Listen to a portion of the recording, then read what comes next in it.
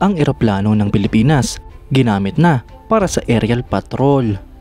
Dito nga po mga idol ay makikita natin na epektibong ginagamit ng Philippine Air Force ang kanilang mga assets. Yan ang pag-uusapan natin, pero bago yan, kung bago ka lang sa aking channel, ay huwag mong kalimutang mag-like, subscribe at i-hit mo na rin ang notification bell button para lagi kang updated sa mga bagong videos natin.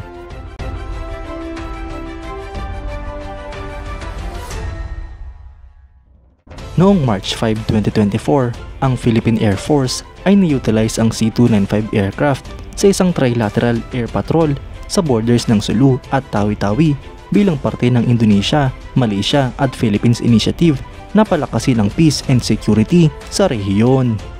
Nag-participate nga po sa misyong ito ang mga personnel mula sa Philippine Air Force at Philippine Navy, kabilang na ang Western Mindanao Command.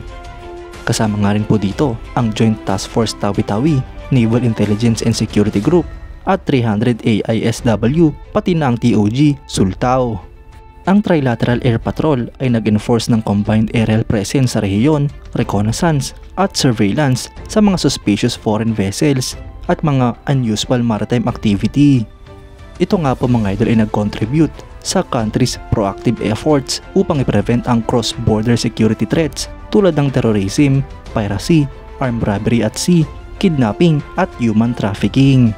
Sa pamamagitan nga po ng activity na ito mga idol, ang Philippine Air Force ay nag-reaffirm ng kanilang dedikasyon upang i-uphold ang regional peace and security sa borders ng Indonesia, Malaysia at Philippine region.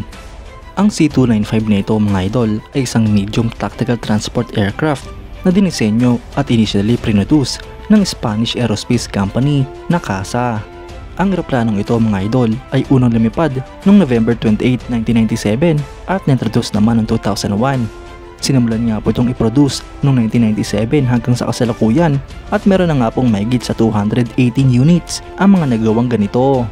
Ang mga current military operators nito ay ang Algeria, Angola, Bangladesh, Brazil, Brunei, Burkina Faso, Canada, Chile, Colombia, Czech Republic, Ecuador, Egypt, Equatorial Guinea, Finland, Ghana, India, Indonesia, Ireland, Ivory Coast, Jordan, Kazakhstan, Mali, Oman, Mexico, Pilipinas, Poland, Portugal, Saudi Arabia, Senegal, Serbia, Spain, Thailand, United Arab Emirates, United States, Uzbekistan at Vietnam. Ang eroplanong ito mga idol ay pinapalipad ng 2 crew at may capacity nga po ito hanggang sa 73 troops. Ito nga po ay may habang 24.46 meters, wingspan na 25.81 meters at height na 8.66 meters. Ang wing area naman ito ay 59 square meter.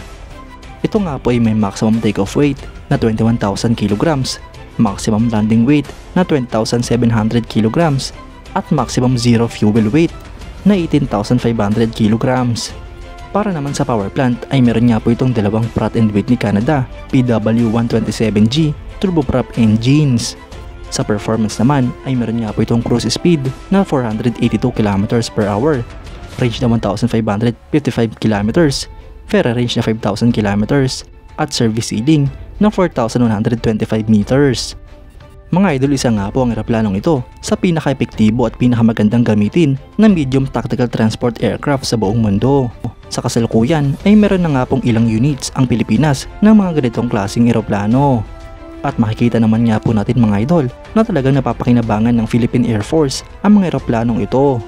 Hindi nga lang po ito nagagamit sa military operations kundi pati na rin sa humanitarian assistance, disaster response, relief operations at search and rescue.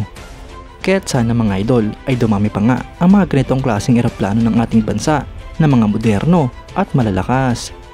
Kayo mga idol, anong masasabi nyo? Comment down below for your thoughts and opinions. At yan nga lang po ang pag-uusapan natin ngayon mga idol. Maraming salamat sa panonood. Huwag niyo rin kalimutang mag-like at subscribe bilang suporta sa ating channel. Mabuhay kayo mga idol!